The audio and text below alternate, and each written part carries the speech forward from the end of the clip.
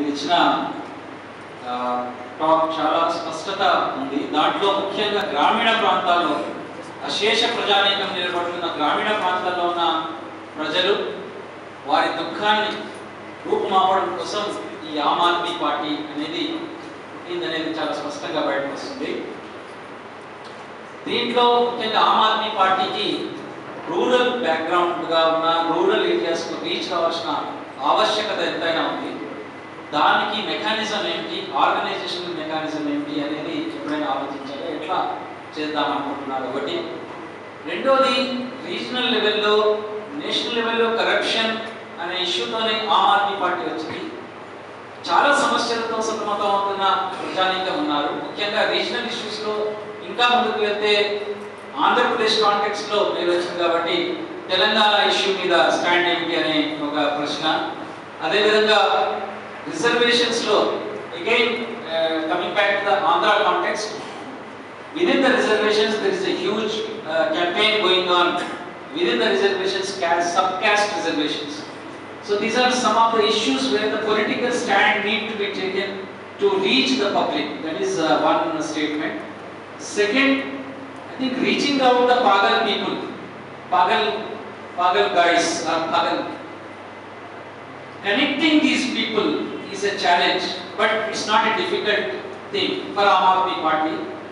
But we need a strong team to reach out them, and the first generation educated. That is the one area which I am seeing across the country when I am traveling to those areas, tribal areas, all these areas.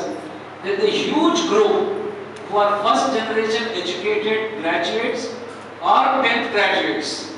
They are there in the villages. To reach out them, organizing them is a very, very important task. As you said, future उसका है, future उसमें है. वो लोग leadership का qualities है, लेकिन इसमें एक प्रश्न है कि training programs और orientations, political training programs. So political party and political training क्या करना चाहिए? ये दो तीन मुद्दे के ऊपर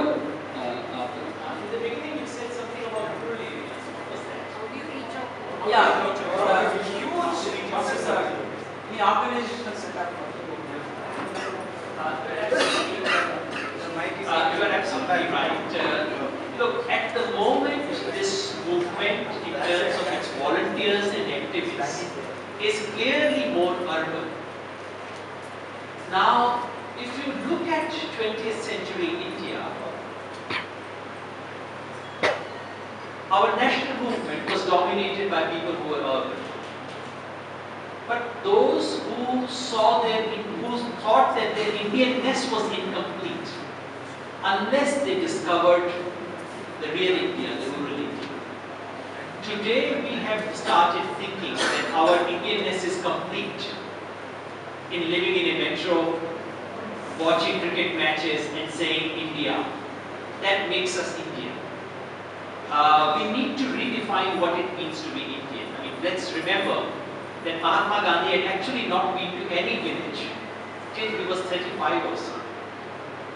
The finest cinema on rural India was made by Satyajit Ray, and the first village he saw was actually the village he went to shoot for them. So we have a glorious tradition of people who were born and brought up in urban areas, but who discovered India for themselves.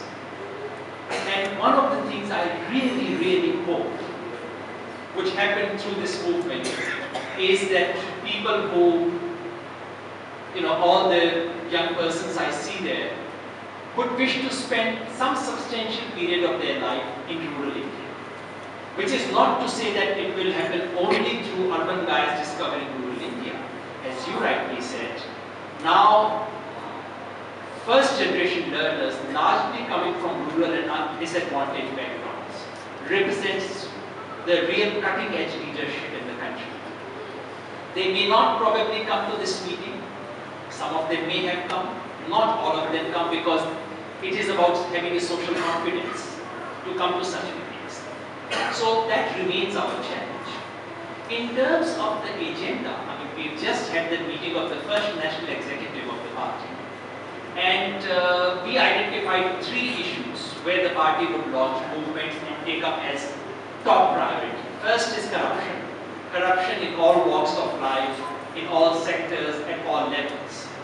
Second is farmers issues of land acquisition, issues of price of agricultural product, issues of loans, all kinds of issues to do with farmers. Third is issues to do with unorganized labor. These are 3 things we have identified as priority. So as you can see for the party, the priority issues are not only urban issues. These are very much issues to do with India as a whole. But how do we do that? Remains a challenge. And that's why I said, we will make this party into what it is. For us to issue some policy statements is one thing, but unless there is a struggle at the ground level, that the character doesn't change just by issuing a few statements. So it really depends on who joins, who spends how much time, how much energy, etc. is done. On reservation question, as you probably know, I have been writing on this question for quite some time. It is my position that the social justice movement and politics of social justice in this country has reached a dead end. It has made some success, it has had some strides, it has some achievements. But now, it has reached a dead end because having given some benefits, it has stopped percolating down further. Therefore, I have argued in a series of writings that the lower section of Dalits, the lower Adivasis, the most disadvantaged Adivasis of mainland India especially, and lowest OBC and Pasmanda Muslims, backward Muslims, the new wave of politics in this country, of politics of social justice, will have to address these concerns. This is my personal position. Is this the party's position? No, not as yet.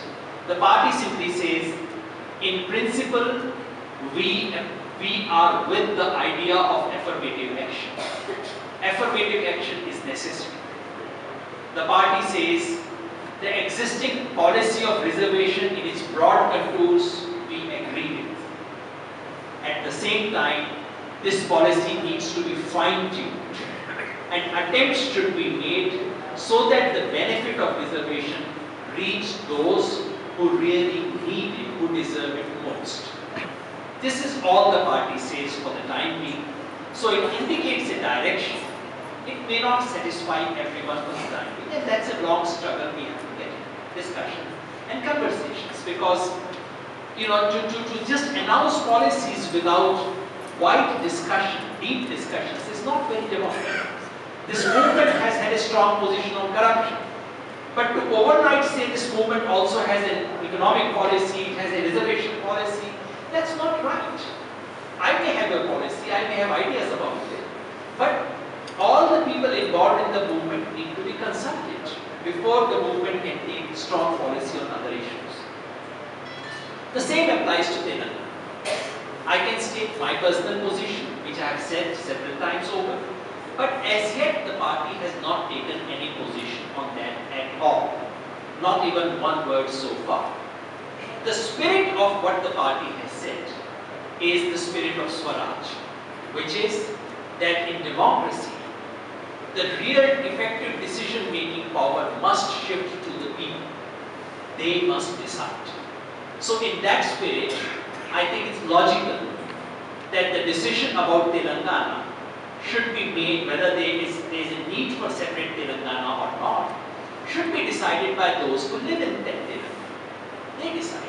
In any case, that is very much in the spirit of what a democratic decision-making is, that those people decide. So that is what I can infer from the party's position. Let me state my personal position, but that is not party's position. My personal position is that for a country which is 120 crores, 29 or 30 states,